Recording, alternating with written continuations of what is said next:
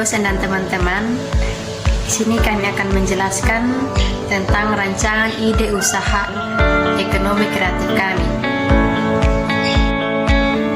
Nah, untuk yang pertama ada rancangan ide bisnis awal untuk usaha alat tulis. Sebelum kita masuk selanjutnya, kita akan ketahui terlebih dahulu apa itu alat tulis. Nah, di sini saya akan menjelaskan alat tulis adalah peralatan yang digunakan untuk menuangkan ide atau pokok pikiran seseorang pada bidang tertentu. Kemudian yang berikutnya, alasan kelompok memilih bisnis usaha alat tulis. Di sini alasan kami memilih usaha ini yaitu karena banyaknya peluang yang ada, yaitu anak sekolah, mahasiswa dan juga orang tua yang sulit menjangkau toko buku. Lalu yang berikutnya ada potensi kelompok dan potensi lokal yang mendukung usaha alat tulis. Nah, di sini ada potensi kelompok dari usaha alat tulis ini, yaitu setiap anggota kelompok mengembangkan ide yang dia miliki dan dalam mempromosikan dengan tujuan agar alat tulis dapat berkembang sesuai dengan yang diharapkan. Kemudian untuk potensi lokalnya yang mendukung alat tulis ini yaitu sekolah, di mana sekolah merupakan konsumen yang kuat dalam menjalankan usaha alat tulis ini. Kemudian sekarang kita masuk pada analisis SWOT awal untuk usaha alat tulis ini, di mana S adalah strength, W itu weakness, O itu opportunity, dan T threat. Strength dalam alat tulis ini yaitu menjual berbagai alat tulis sekolah, letak tempat usaha yang strategis, dan target pasarnya adalah dunia pendidikan dan juga masyarakat umum.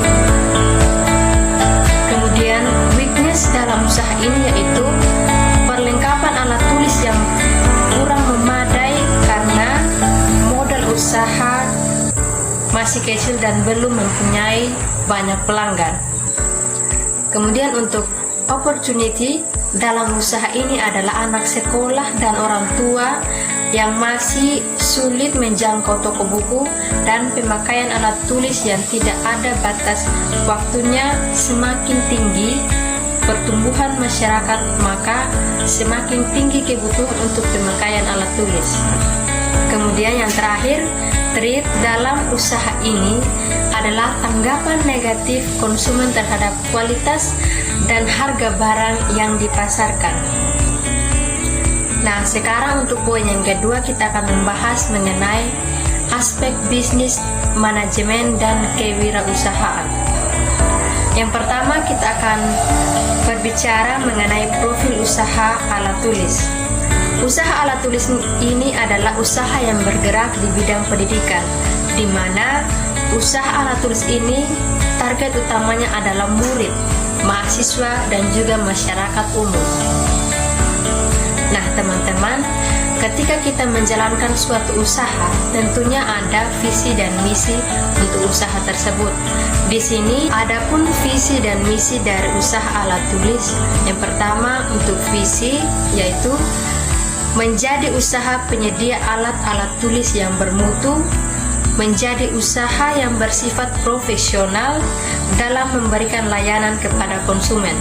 Kemudian untuk misi, memberikan pelayanan yang memuaskan pelanggan, memberikan kualitas yang terbaik dengan layanan terpercaya, serta mengutamakan kepuasan pelanggan adalah motivasi usaha alat tulis.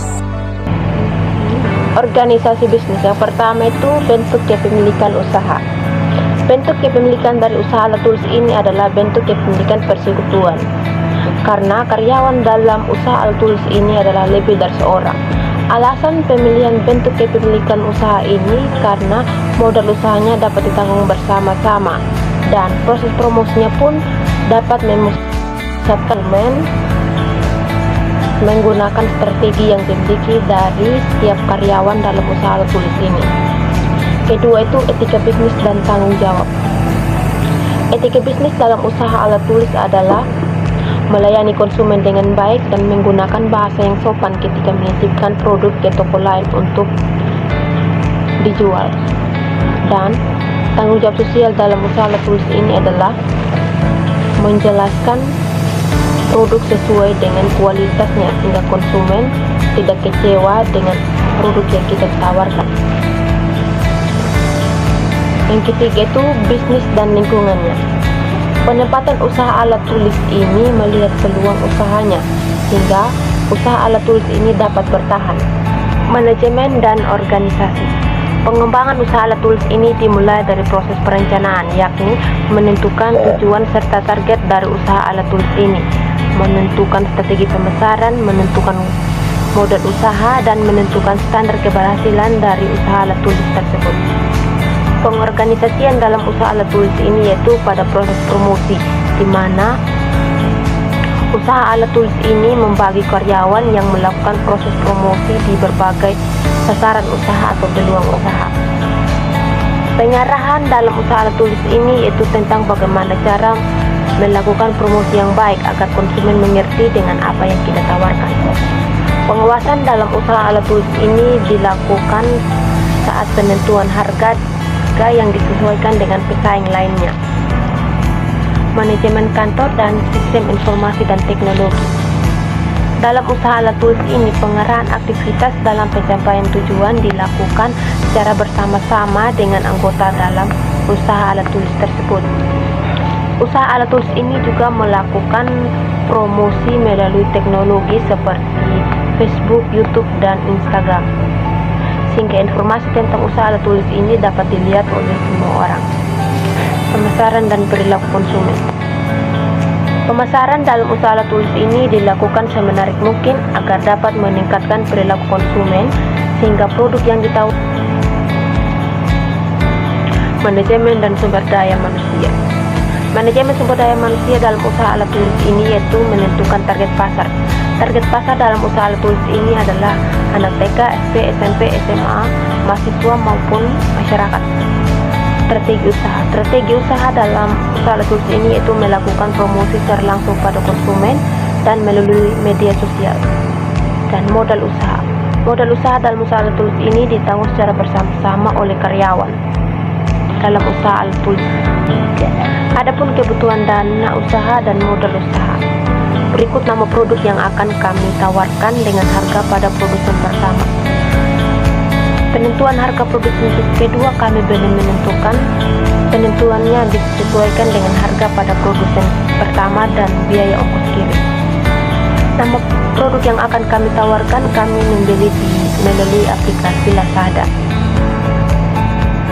sehingga biaya pengiriman dan harga pada produsen pertama akan selalu berubah sesuai dengan pergantian semester dan lokasi tempat kami memesan. Kita masuk di bagian pemasaran dan perilaku konsumen. Kaitan antara perilaku konsumen dengan pemasaran adalah perilaku konsumen sangat mempengaruhi kelancaran proses pemasaran. Pemasaran usaha alat tulis ini dilakukan semenarik mungkin agar dapat meningkatkan perilaku konsumen sehingga produk yang ditawarkan dapat terjual. Kemudian kita masuk dalam manajemen sumber daya manusia. Manajemen sumber daya manusia dalam usaha alat tulis ini yaitu menentukan target pasar, strategi usaha, dan modal usahanya. Kemudian kita masuk dalam kebutuhan dana usaha dan modal usaha. Berikut kami tampilkan modal usaha alat tulis.